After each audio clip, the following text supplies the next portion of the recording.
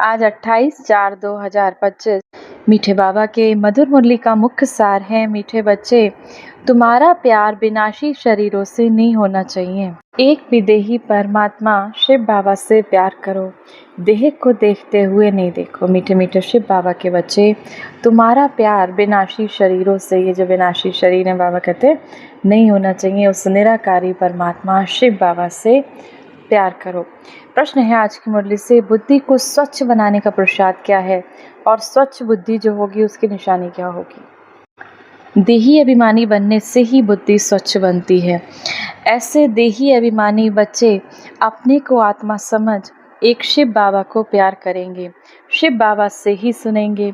लेकिन जो मूढ़मती हैं वह देह को प्यार करते हैं, देह को ही श्रृंगार करते हैं। जो देही अभिमानी बनने से, बाबा कहते हैं अपने को आत्मा समझने से, मैं आत्मा हूँ, मैं शांत स्वरूप आत्मा हूँ, मैं परम पवित्र आत्मा हूँ, सम्मान में रहने से हमारी बुद्धि स्वच्छ बनती है। धारणा के लिए मुख्य सार है, पहला नंबर, किसी भी देहधारी को अपना आधार नहीं बनाना है, शरीरों से प्रीत नहीं रखनी है, दिल की प्रीत एक शिव बाबा से रखनी है, किसी के नाम रूप में नहीं फंसना है, याद का चार्ट शौक से रखना है। दूसरे में याद का चार्ट हमको रखना है, हमने बाबा को आज दिन भर में कितना याद किया, इसमें सुस्त नहीं बनना है।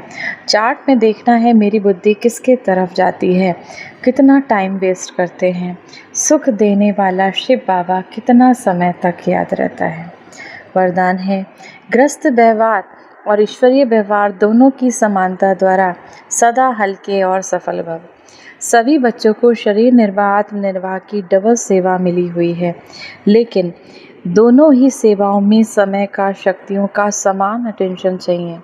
यदि श्रीमत का काटा ठीक है तो दोनों साइड समान होंगे, लेकिन गृहस्थ शब्द बोलते ही गृहस्थी बन जाते हैं तो बहानेबाजी शुरू हो जाती है। इसीलिए गृहस्थी नहीं, ट्रस्टी है। बाबा ने हमें जिम्मेदार बनाया है, बाबा ने हमें निमित्त बनाया है इस परिवार को देखने का, तो ट्रस्टी बनकर रहना है। इस स्मृति से गृहस्थ व्यवहार और ईश्वरीय व्यवहार दोनों में समानता रखो तो सदा हल्के और सफल रहेंगे। स्लोगन है, फर्स्ट डिवीज़न में आने के लिए कर्मेंद्रिय जीत माया जीत बनो। फर्स्ट डिवीज़न में आना, इस ज्ञान मार्ग में पहले नंबर पर आना है, फर्स्ट डिवीज़न में आना है तो क्या करना, अपनी कर्मेंद्रियों को जीतने वाला बनना है, माया के विकारों को, काम क्रोध मोह लोभ अहंकार को जीतने वाला बनना है।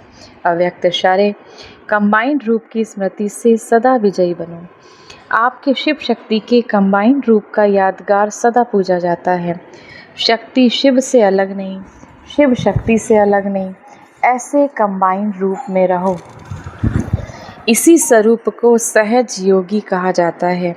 योग लगाने वाले नहीं, लेकिन सदा कंबाइंड अर्थात सदा साथ रहने वाले। जो वायदा है कि साथ रहेंगे, साथ जिएंगे, साथ चलेंगे, ये वायदा पक्का रखो। वायदा हमने बाबा से किया था ना, बाबा के जब से बने थे, बाबा साथ रहेंगे, साथ जिएंगे और साथ चलेंगे, तो ये वायदा अपना पक्का रखो। आज की मुरली से सम्मान का अभ्यास करेंगे। मैं मास्टर ज्ञान की सागर आत्मा हूँ, या फिर मैं ज्ञान स्वरूप आत्मा हूँ। 1 मिनट के लिए ज्ञान के सागर परमपिता परमात्मा शिव बाबा की याद में अपने मन बुद्धि को स्थिर करेंगे। आइए चलें अपनी सतयुगी दुनिया में, उस सतयुग में, स्वर्णिम दुनिया में प्रवेश करती मैं आत्मा, जहाँ चारों तरफ सुख ही सुख, स्वर्णिम दुनिया, सुंदर महल, लक्ष्मी नारायण का राज, एक धर्म, एक भाषा, एक राज, सभी सुख शांति की स्थिति में स्थित, प्रकृति के 5 तत्व पावन,